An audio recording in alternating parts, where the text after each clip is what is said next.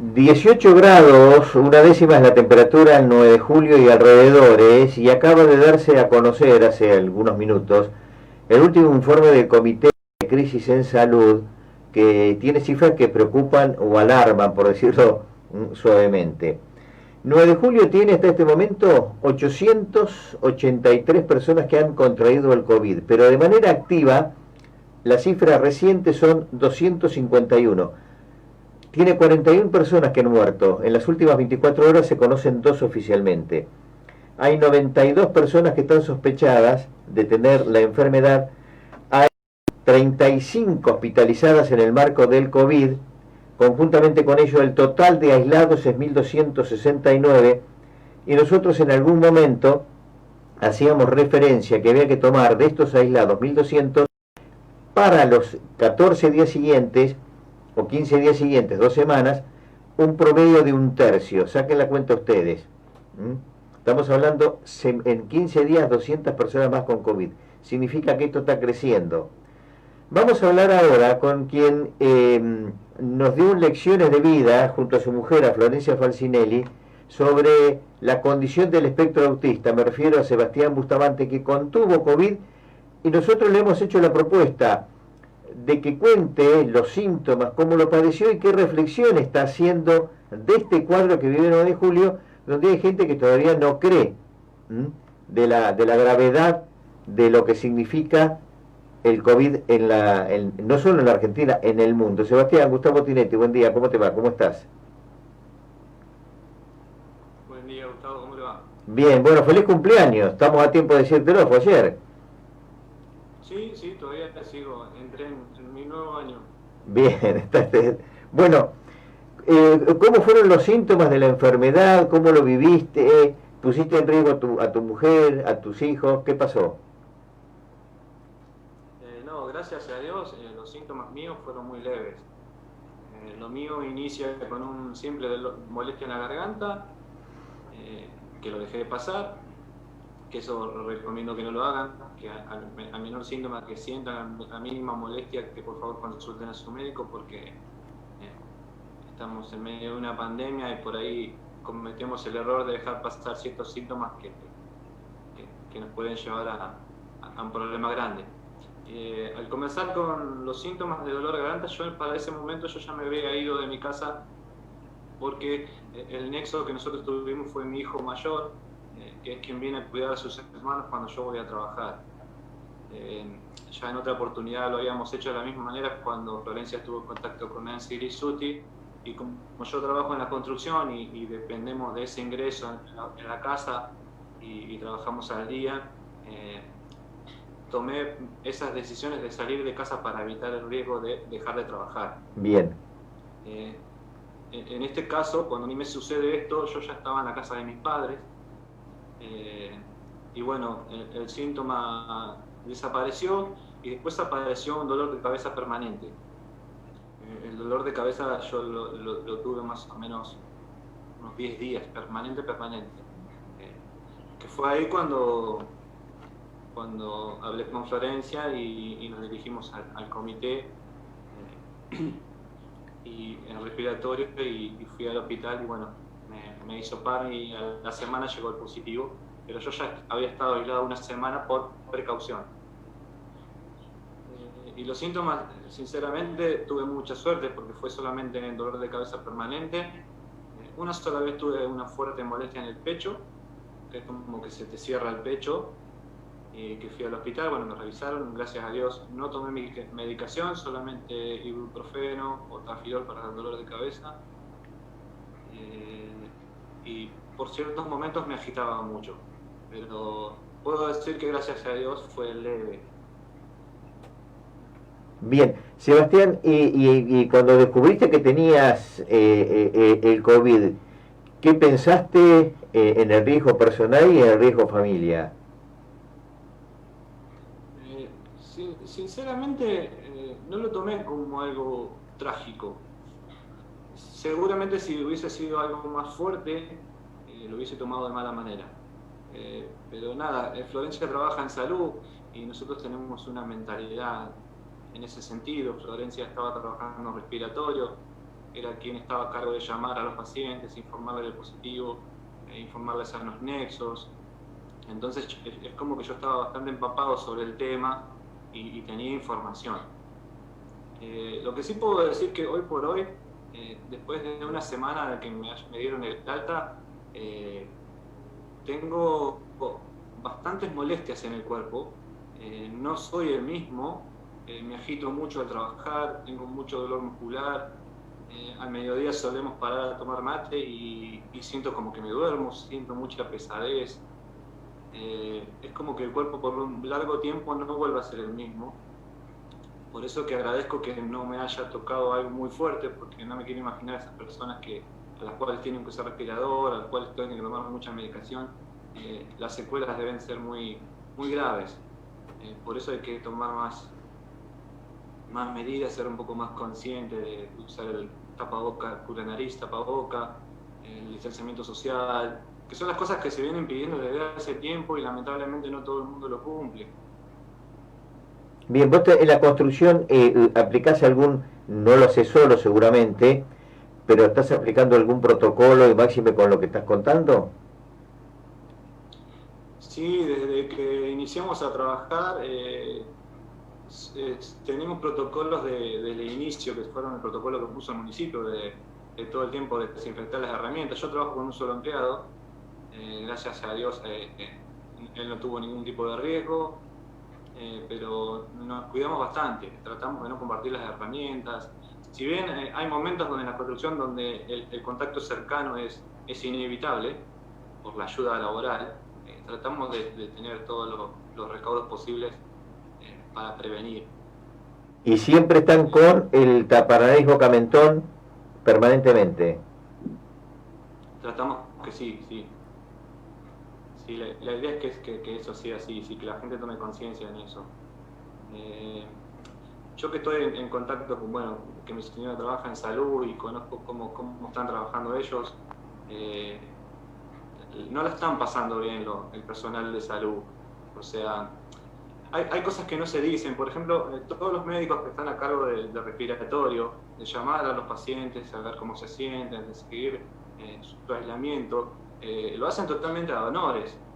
Esos especialistas lo hacen fuera de horario de trabajo y lamentablemente en un montón de casos reciben agresión de la gente y los maltratan. Sé de médicos y doctoras que hasta han llorado por la situación, porque la gente no comprende, no toma conciencia y están sufriendo maltrato, y esas cosas creo que deberían decirse, porque me parece que es muy valioso el trabajo que están haciendo, es agotador. En mi caso, por ejemplo, yo tomé la decisión propia de no tener un médico de seguimiento por estar en conocimiento de la falta de médicos, porque la realidad es esa. Muchos médicos no están dando abasto de la cantidad de pacientes y la cantidad de casos que se están sumando día a día. Es algo muy preocupante que se debería empezar a tomar un poco más conciencia en eso. Sebastián, si estamos hablando de 1.269 personas que están aisladas, que necesitan el seguimiento estricto, la cuenta es muy fácil. ¿Cuántos profesionales se necesitan para ese seguimiento? Y entonces se comprende mucho más la saturación de la que hablan los profesionales en el comité de crisis cada lunes, y ahora lo que vos estás diciendo de el cuadro de cansancio que tienen y hasta que han llorado por sus pacientes, y a veces como consecuencia o de maltrato o de desinterés o de no tener un gesto cordial de alguien que está brindando permanentemente un servicio y en exceso, con pocas horas de descanso, a la luz del crecimiento que tiene la enfermedad, ¿no?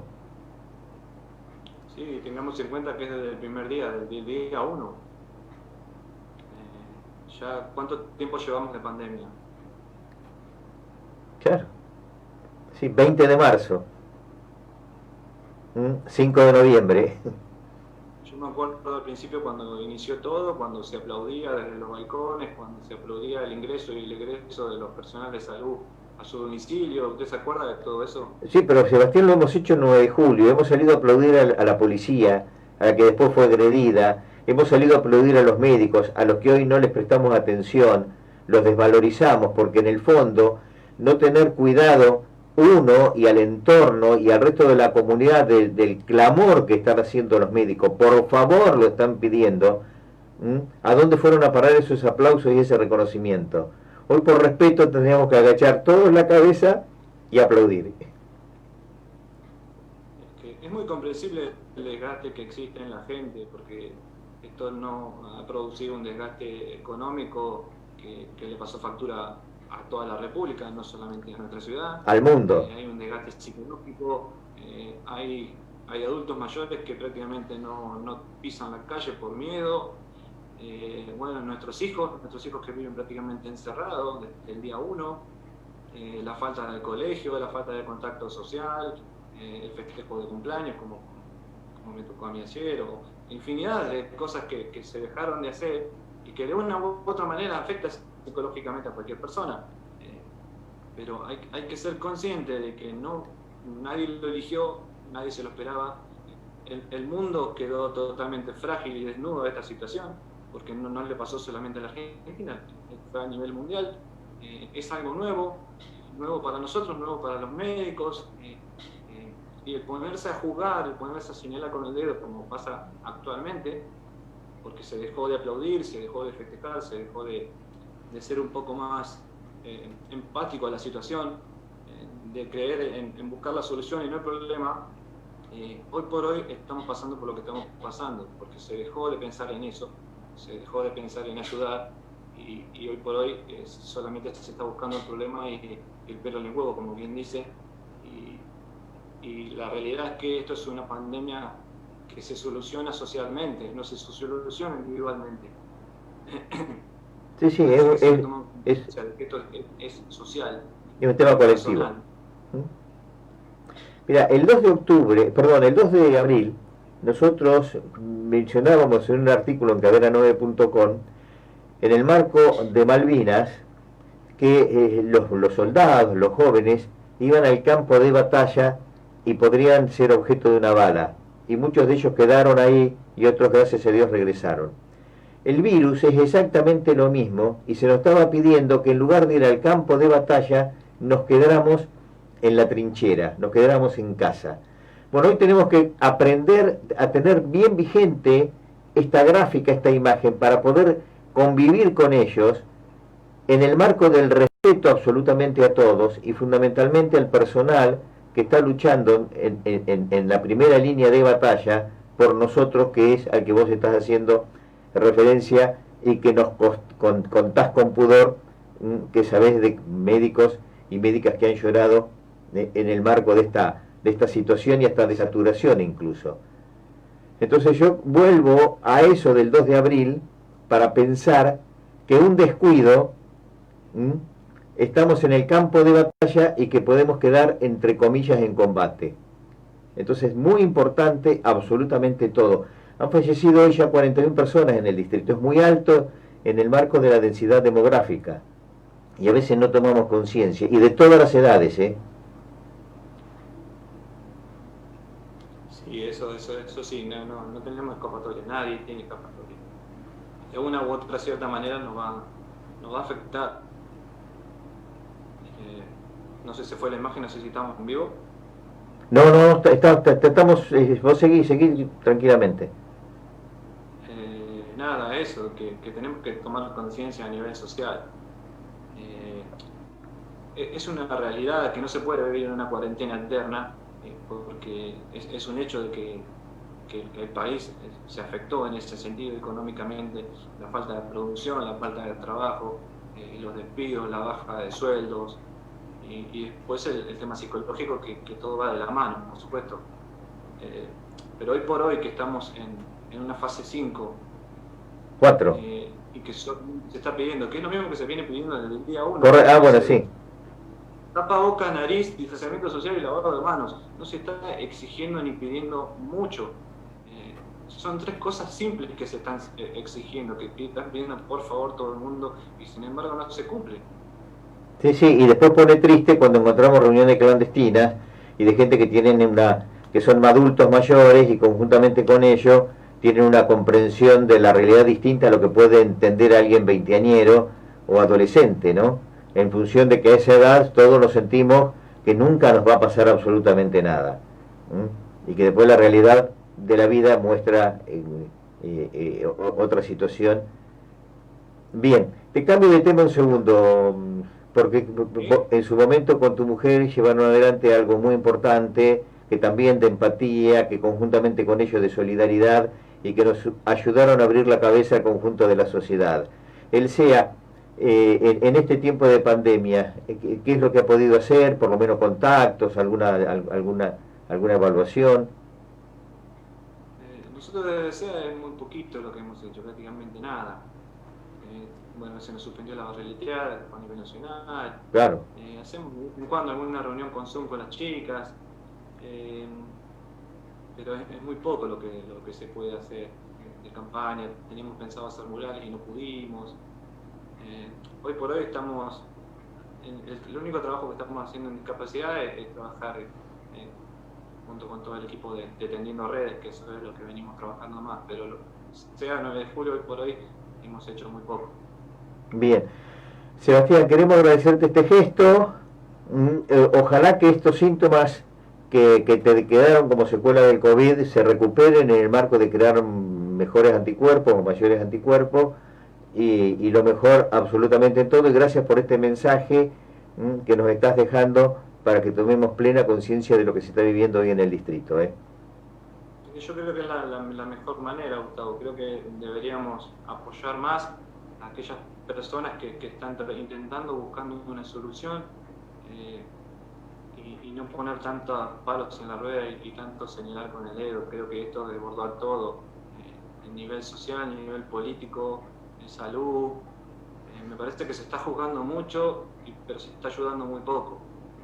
Tarde o temprano todo tiene que volver a su normalidad, entre comillas, por allí. Correcto, sí. Colegios, fiestas, pero ¿por qué no empezar a buscar las mejores salidas, los mejores protocolos para que todo eso pueda volver como corresponde, para intentar volver a una vida normal, donde todo el mundo pueda tener su trabajo nuevamente? Tenemos personas que no se sabe cuándo van a volver a trabajar. Estamos hablando de gente que hace fiestas, de fiestas que ya estaban pagas, infinidad de sectores que aún no pueden seguir trabajando. Y bueno, hay que empezar a buscar las soluciones y no tanto los problemas. Yo creo que ese es el único camino, que nos demos cuenta de que esto es algo social y no personal, que entre todos tenemos que salir, si no vamos a seguir igual. Sebastián, muchísimas gracias, un cariño grande a tu mujer y también un beso a tus hijos, que sigas muy bien. Muchas gracias, espero que bueno, es una manera de pensar, es un pensamiento, todos no pensamos de la misma manera, pero nada, es lo que me pasó a mí, es lo que vivo, todos lo sufrimos. Yo trabajo al día, vivo al día. Esos 25 días que yo no pude trabajar me impactó mucho económicamente, psicológicamente, porque uno se llena de deudas, empiezan muchos problemas, el problema con nuestros clientes, porque uno tiene que postergar tiempos, a todos nos afecta, pero si nos ponemos en malo, en un renegado y en buscar el insulto y buscar un culpable, que es lo que se está haciendo en Podradio, de buscar los culpables sin buscar la solución, yo creo que ese es el camino equivocado. Muchas gracias, muy amable. Bueno,